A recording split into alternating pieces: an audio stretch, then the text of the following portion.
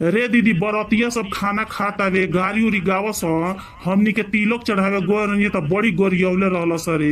हम दूल्हा के बहिन इतना गोरियौले रहली कि हमनी के लखेद लखेद के गोरियौले रहली स। तोहनी के काहे चुपचाप लगाइल बाड़ू स?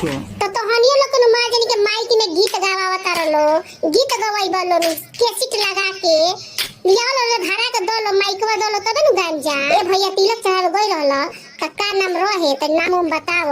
पप्पू ह, अमित ह, नरसिंह ह, हरिलाल ह, ई सब गावस ना कितना नाम बा। अरे हम तो तोरे जैसा नहीं देखा ऐसा, हम तो तोरे जैसा नहीं देखा ऐसा, अंगना में आए पप्पू चोर जैसा, सारा पतल चाट गए कुत्ते जैसा, अंगना में आए नरसिंह चोर जैसा, सारा पतल चाट गए कुत्ते जैसा, सारा पतल चाट गए